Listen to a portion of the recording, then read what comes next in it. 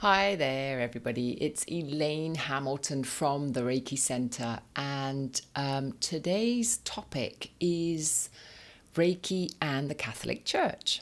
Now, I'm not taking on a big debate on this, okay? So don't get worried about that. But I've had a few questions recently, and we've been discussing it. It's kind of been popping up, so I thought it would be like a good topic just to maybe give some food for thought.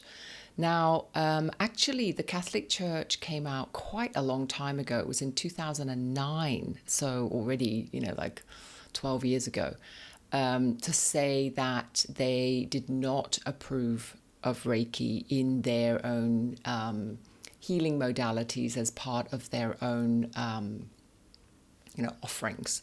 And this was really because Reiki was becoming actually more and more popular within the Catholic nuns themselves, and there was more and more questions being asked about whether or not Reiki was an allowable practice. And it actually started in the US, and the bishops there, when they met for their conference, they presented this document that basically said that Reiki was not going to be offered. They didn't find any support that it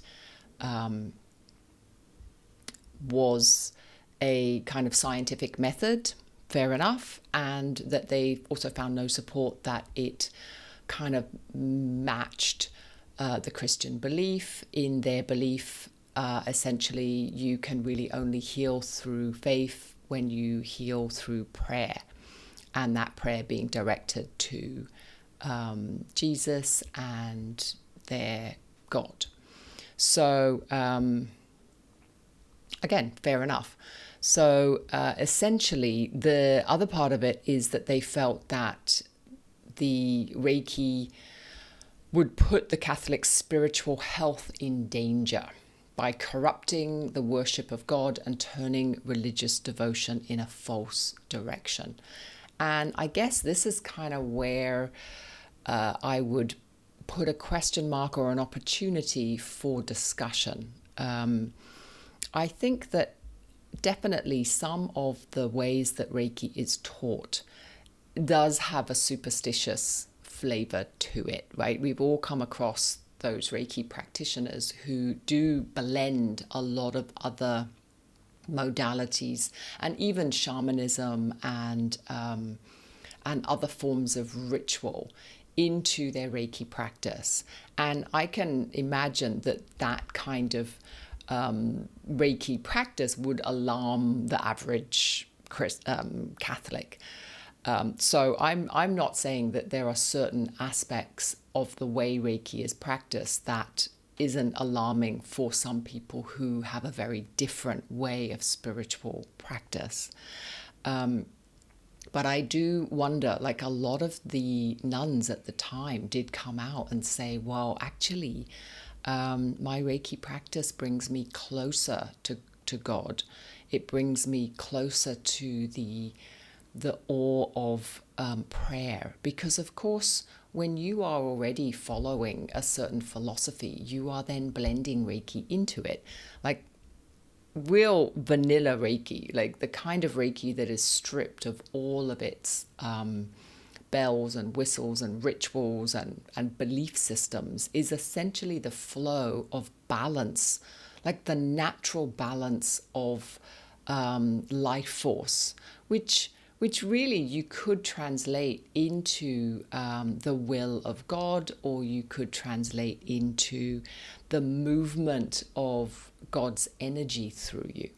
Now, if you are practicing Reiki in a way that you are not feeling that you are the healer, you're not trying to take over Jesus's position here. You're just it's through the outpouring of your own openness in which the Reiki flows through you and into the person that you are trying to affect, or into yourself. Then essentially there really isn't that much difference between Reiki and prayer. I mean, essentially the Catholics believe that when you pray, then essentially you are harnessing the healing, or you are asking for the healing blessing of God, of Jesus, and that essentially is like the will of God, right? In terms of whether or not you will be healed or not, there's no manipulation, there's no promises. And whether one person is healed and the other person is not healed is, up to God's will. Now, Reiki actually doesn't operate that differently.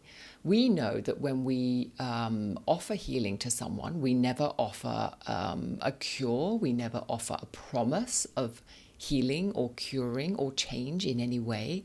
It is the way that the Reiki energy interacts with your own personal body system.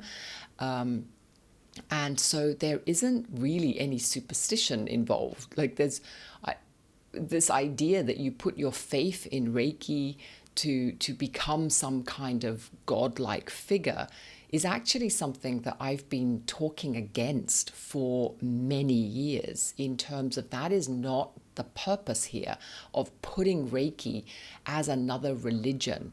Like that is absolutely not what we're doing. So Reiki is a force for balance, and it is a force for us to bring that natural healing of the universe, I guess, into our own bodies, into our own lives, and to help us to come into balance with our own life force.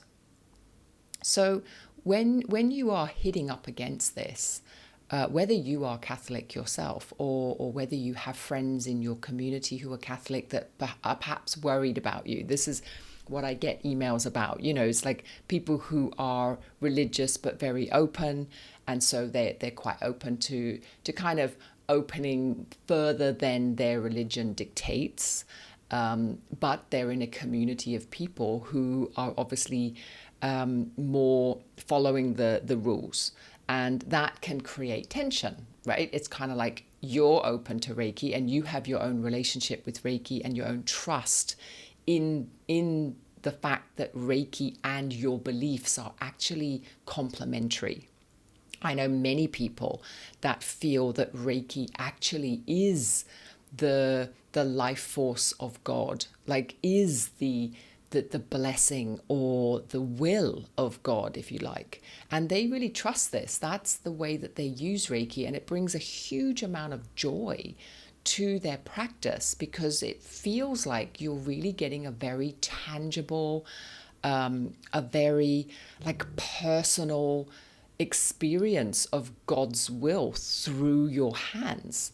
And I know sometimes for me, even though I'm not particularly religious, I can understand that. I can really empathize with that feeling because it can be very awe-inspiring. It can be very opening and deeply spiritual. But that deeply spiritual experience is not the same as superstition. Like superstition is essentially putting your faith in something that has no experiential component. It's like just a belief system, right? You can't test it. Now, with something like Reiki, you can test it. That you can test it on yourself, you can test it on plants. There are 101 experiments you can do with Reiki to see that it is a tangible and has a tangible impact. However, I do also understand that you might have friends, you might be fine with it, right? Your Reiki practice is solid, but your friends and family might be worried about you. Now, some of the ways of really talking about Reiki to Catholics is to actually just, again, not talk about it in terms of it's the will of God, but perhaps you can. Maybe you just explain that Reiki in and of itself is simply a Japanese word for universal life force. If they don't like the word Reiki because it's too Japanese or too there are too many mindset hang-ups around the word, then change it. Reiki itself simply means universal life force. So change the name. Just tell people that you're working with life flow, that you're balancing your system, that you are in a deep prayer and meditative communion with God itself. It really doesn't matter. There is no belief system attached to Reiki. And I think that when we start to really loosen this up and really start to open the discussion around what Reiki truly is, then, and we drop all the belief systems around it, then there is more space. Like when I talk to people who are deeply religious and they follow a very specific faith, there is always common ground. Always. I mean, the only thing that people get hung up on is sometimes the background, obviously, because Usui was Buddhist. And I think that's one of the reasons why Hawayo Takata just kind of went, well, no, he was Christian. It's just an easier way to have a conversation, right?